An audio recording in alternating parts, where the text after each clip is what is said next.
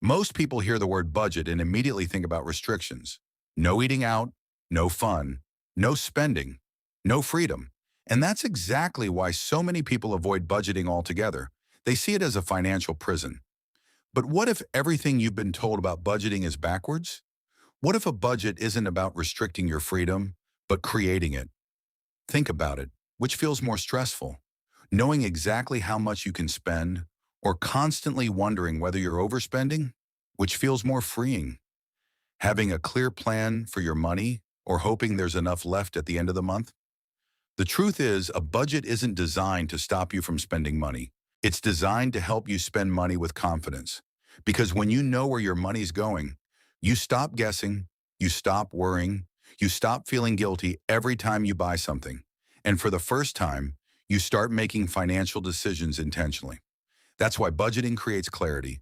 You know what's available, you know what's already committed, you know what you can afford, and that clarity reduces anxiety because uncertainty is stressful, but a plan creates confidence.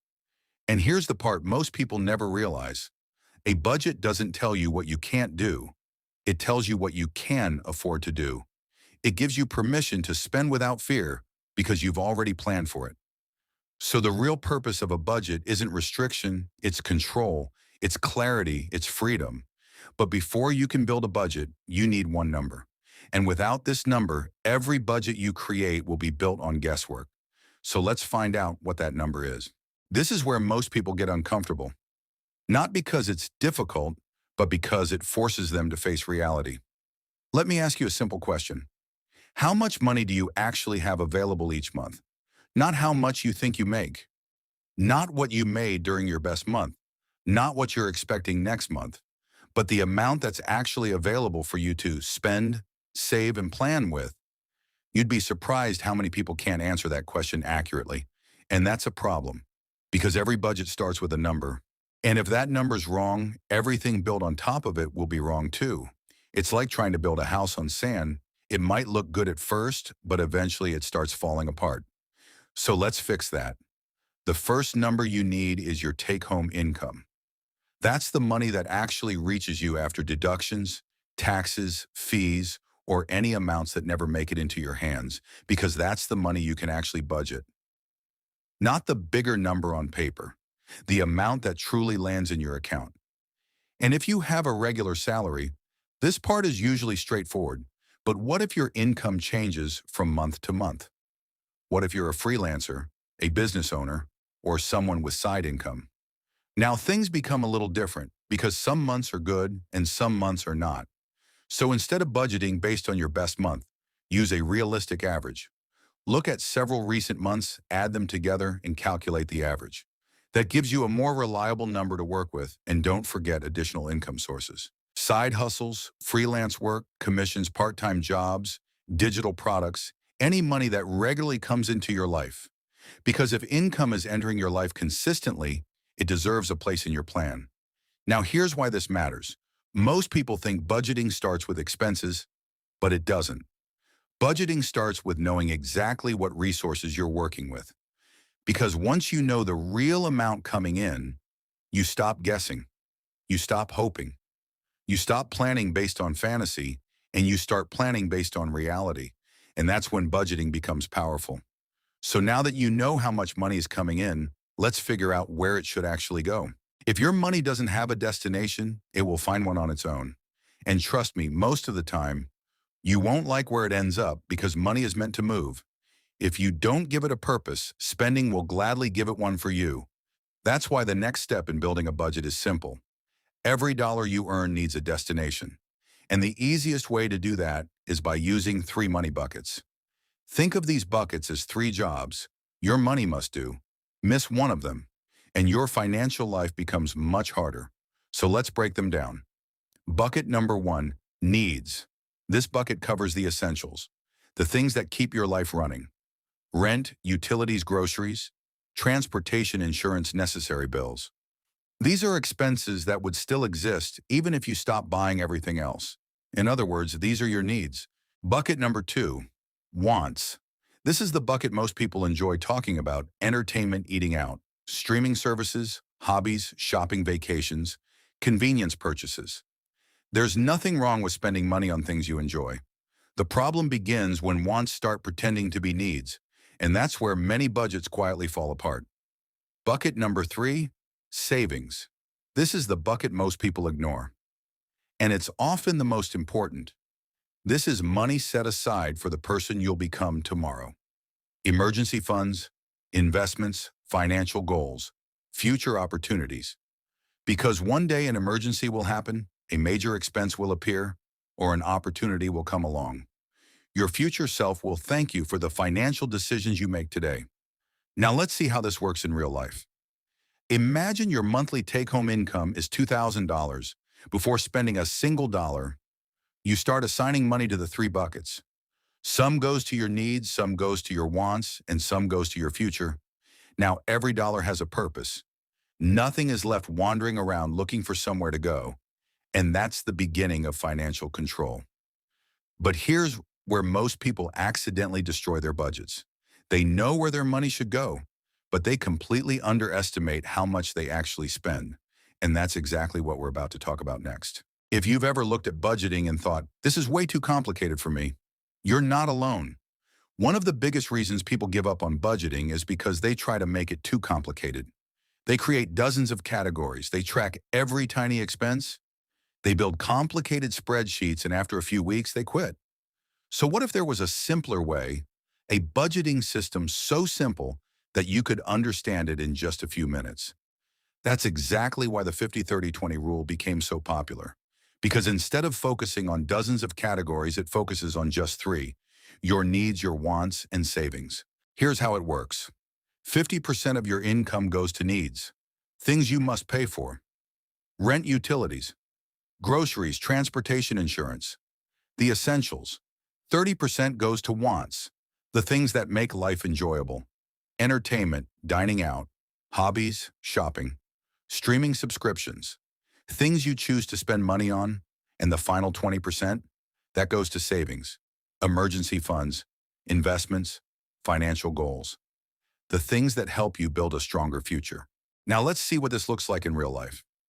Imagine your monthly take-home income is $2,000 using the 50-30-20 rule. $1,000 would go toward your needs, $600 would go toward your wants, and $400 would go toward savings and future goals. That's it. No complicated formulas, no financial degree required. Just a simple framework that helps you tell your money where to go. And here's something interesting. When most people try this exercise for the first time, they discover something surprising. They're often spending far more than they thought in one category. So let me ask you something. Which category do you think most people overspend on? Needs, want, or savings? If you guessed wants, you're usually right, because wants are often where money quietly disappears, and that's why many people struggle to save consistently. But while the 50-30-20 rule is simple, some people want even more control. They don't just want broad categories, they want every single dollar to have a specific job. And that's where things get really interesting, because there's another budgeting method that takes control to a completely different level. And that's what we're looking at next. Imagine opening your bank account at the end of the month and knowing exactly where every dollar went. No guessing, no confusion, no wondering what happened. Sounds impossible? For most people it does, because most people spend first and think later. They buy something, they pay a bill, they make a purchase, and only afterward do they ask, can I actually afford this? But people who are good with money often do the opposite. They think first and spend later. And that's exactly what zero-based budgeting helps you do. In the last section, we looked at the 50-30-20 rule. It's simple, it's flexible, and it's a great place to start. But what if you want more precision? What if you want every single dollar to have a purpose? That's where zero-based budgeting comes in. The idea is surprisingly simple before the month begins. You assign every dollar of your income a specific job, not most of your money, not some of your money. Every dollar, nothing gets left without a purpose. Let's look at a simple example.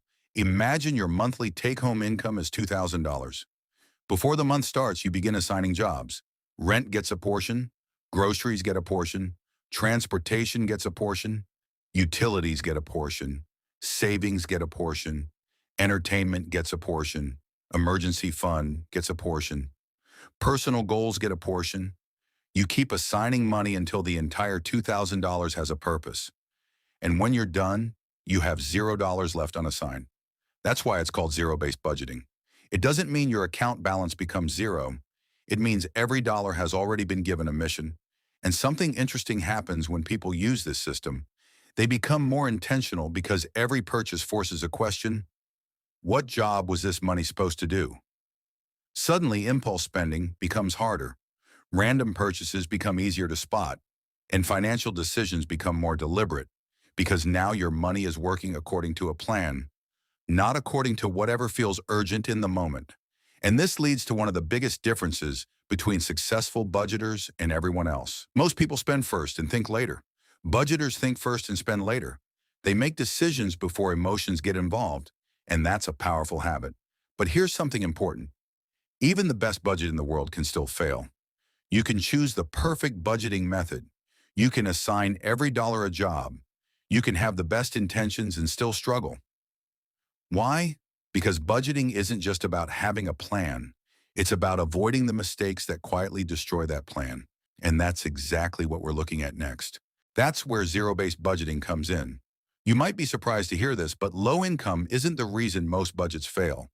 In fact, some people earn modest incomes and successfully follow a budget, while others earn much more and still struggle every month. So what's the difference? Often it's not the budget itself, it's the mistakes people make while trying to follow it. And these mistakes are responsible for destroying more budgets than low income ever could. Let's look at the biggest ones.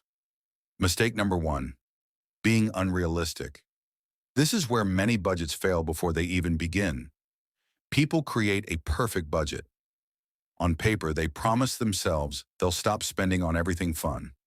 They cut every category to the absolute minimum. They create rules they know they can't realistically follow. And then what happens? A few weeks later, the budget falls apart because it was never designed for real life. A good budget should challenge you, but it should also be realistic. Mistake number 2, forgetting irregular expenses. Most people remember the monthly bills, but they forget the expenses that don't happen every month. Birthdays, car repairs, school fees, medical expenses, holiday spending, annual subscriptions. And when those expenses appear, they feel like emergencies. Even though they were always coming, the best budgets prepare for predictable surprises. Mistake number 3, trying to be perfect. This one catches almost everyone. You miss your budget one month, you overspend, you make a mistake, and suddenly you think you failed. But that's not how budgeting works. Nobody follows a budget perfectly, not beginners, not experts, not anyone.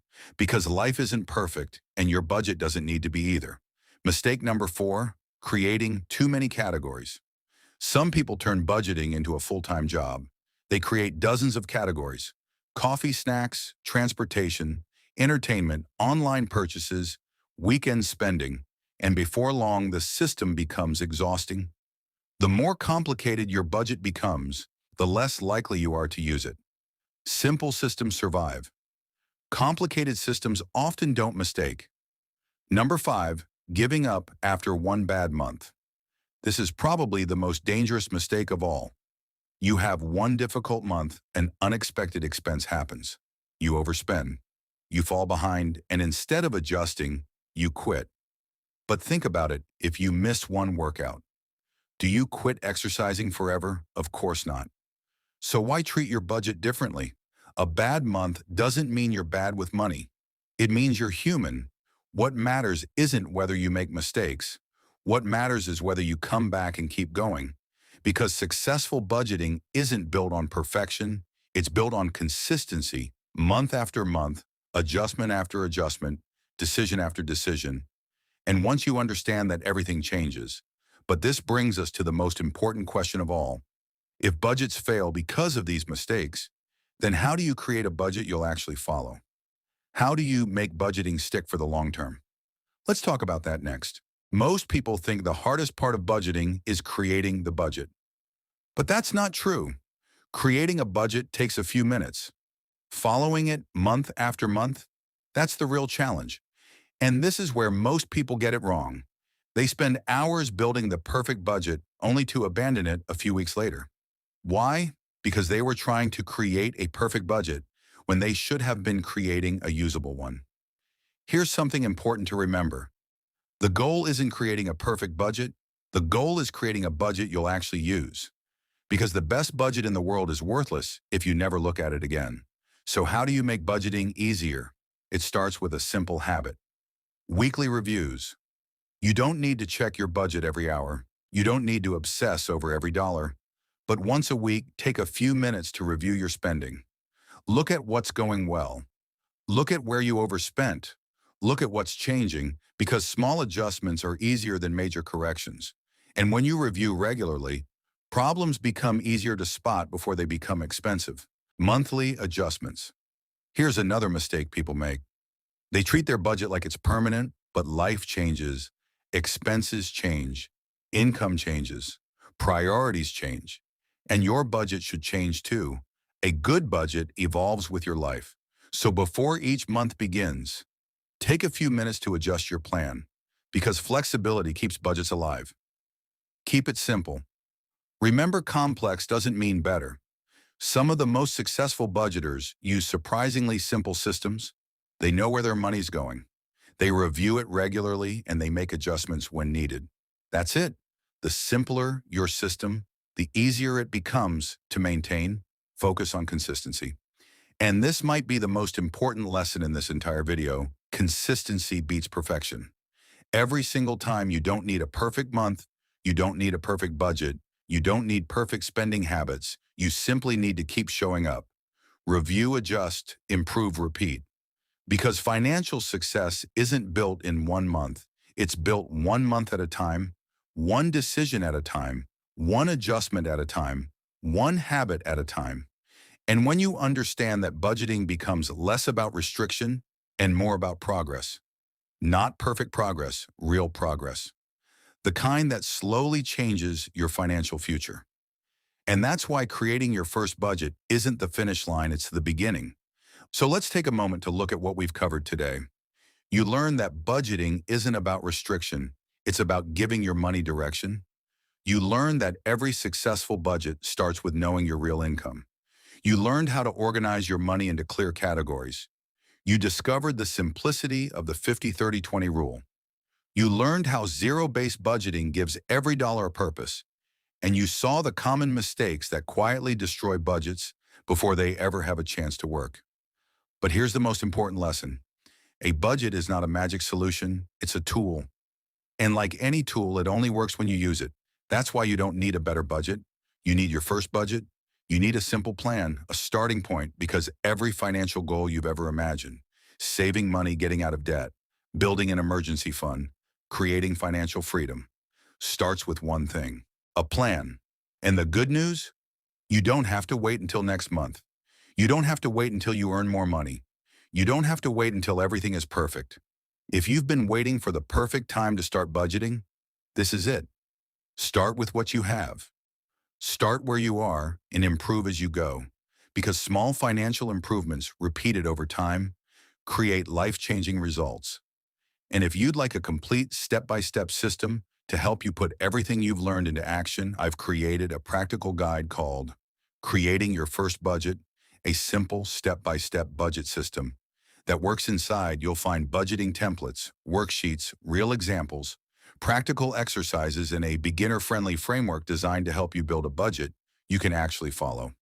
If you'd like to go deeper than what we covered in this video, you'll find the link in the description. And if you found this video helpful, make sure you subscribe, because this is only one step in your financial growth journey. In the next volume, we'll tackle one of the biggest reasons people struggle financially even after creating a budget.